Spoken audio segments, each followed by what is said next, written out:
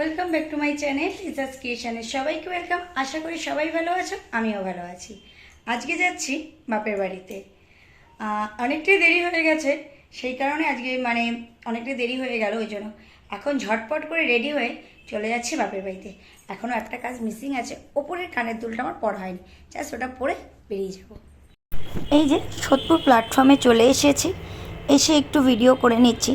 আর বরাবরই তো সবাই জানো সোদপুর প্ল্যাটফর্ম হলো একটা ব্যস্ততম প্ল্যাটফর্ম, যেখানে ভয়েস ওভার ছাড়া আর কোনো উপায় নেই, তাই না? ট্রেনে উঠে একটু ভিডিও না করলে কি হয় নাকি? আমি একটু জানলার ধার করে করছিলাম বলে তোমাদের দাদাভাই কিন্তু এটা দাদাভাই দিকে নিয়ে নিল, যদি বাই চান্স পড়ে যায় সেই কারণেই কিন্তু নিয়ে নিল। জানো তো, এই ট্রেনে যেতে যেতে একটা দিদি, একটা দাদা, একটা বাচ্চার সাথে পরিচয়, ভীষণ ভালো লাগলো। কী ব্যাপারে সেটা আমি তোমাদের সাথে পরে ওপেন করছি। ট্রেনে যেতে যেতে একটু প্রকৃতির দৃশ্য দেখালাম। আর ব্যাপারটা হলো, তোমরা তো সবাই জানো আমাদের কল্যাণী এইমসে আছে। এবার ওখানে কি করে ডাক্তারের সাথে কনসাল্ট করতে হবে সেটা কিন্তু আমরা কল্যাণীর বাসিন্দা হয়েও কিন্তু সচরাচর জানতে পারি না, ওটা কীভাবে পাচ্ছে। কিন্তু এই দিদিভাইটার কাছ থেকে খুব সুন্দরভাবে হেল্প পেলাম যে কিভাবে কি করতে হবে। পুরোটাই অনলাইন প্রসিডিওর আছে। হ্যাঁ, প্রথমবার যখন যেতে হবে একটু সারাদিনের একটা ব্যাপার আছে, তারপরে যখন যার টাইম আছে সেরকম।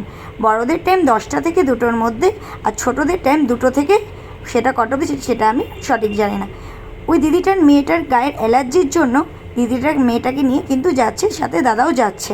বুঝতে পেরেছো তো? এটাই আমাদের মধ্যে একটু জানা গেল। ট্রেনে যেতে যেতে একটু ঘুম পাচ্ছিলো, তাই তোমাদের দাদাভাইয়ের কাঁধে একটু মাথা রেখেছিলাম। আর হ্যাঁ, আমার একটা বলার মিস্টেক হয়ে গেল, যেটা তোমাদের দাদাভাই আমাকে ধরিয়ে দিল। বাচ্চাদের টাইমটা হলো 2টো থেকে 4টের মধ্যে, যেটা আমি জানি না বললাম, সেটা 2টো থেকে 4টের মধ্যে। এটা আমার একটু বলার মিস্টেক হয়ে গেছিলো।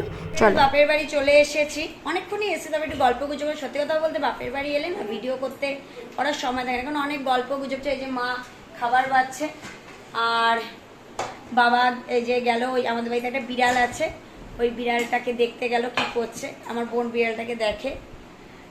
যাই হোক, চলো ভিডিওটা স্কিপ না করে দেখতে থাকো। আজকে এই যে দেখো বাবা হাই করো, বাবা হাই করলো। এই যে বাবার সাথে পরিচয় করিয়ে দিলাম। বোন গেছে আজকে ব্যারাকপুরে, ওর সমস্ত ফর্ম টর্ম সাবমিট করতে হবে, সেই জন্য ও গেছে ব্যারাকপুরে। ওই যে হোটেল ম্যানেজমেন্ট নিয়ে পড়ছে, হসপিটাল ম্যানেজমেন্ট নিয়ে পড়ছে।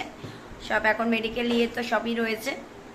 ও যাবে গেছে ওখানে সেগুলি সাবমিট করতে।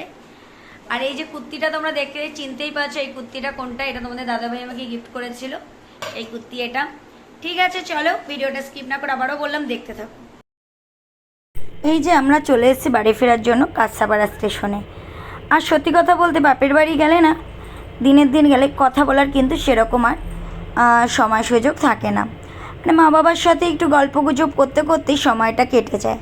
এখন আমরা চলে এসেছি কাঁচরাপাড়া স্টেশনে, ট্রেন আসবে সেই অপেক্ষার জন্য।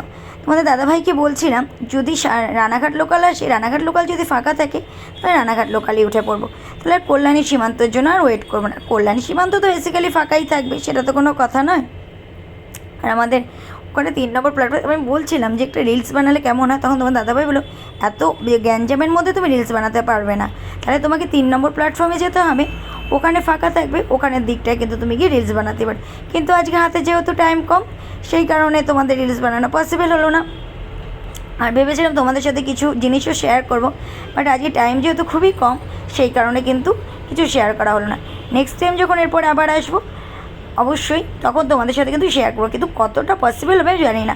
কারণ কাঁচরাপাড়াতে পুজোর সিজন চলে আসা মানে প্রচণ্ড ভিড়। যারা কাঁচরাপাড়া থেকে চেনো তারা অবশ্যই জানবে, যারা জানো না তাদের ব্যাপারটা সম্পূর্ণই আলাদা। কাঁচরাপাড়া চেনে না আর সোদপুর চেনে না এরকম মানুষ কিন্তু খুবই কম আছে। আমরা ট্রেনে উঠে পড়েছি, ট্রেনে উঠে একটু পোস্টটা দিয়ে দিচ্ছি, দেখতেই পারলে।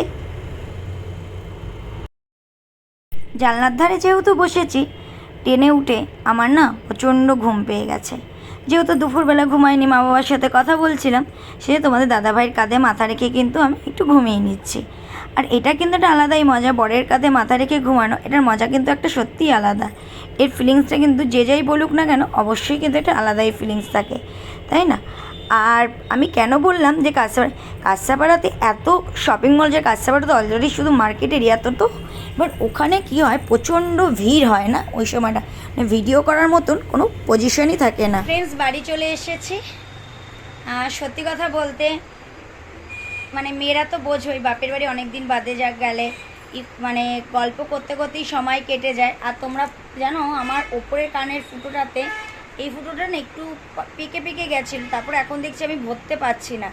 এবার দেখি এটা কি হয়, তারপরে দরকার হলে গিয়ে এই ইয়েতে একটু ফুটো করে নেব পার্লারে গিয়ে। যাই হোক, বাবা মার সাথে থাকলে, তাও বোনের সাথে দেখা হলো না, এটা একটু মনটা খারাপ।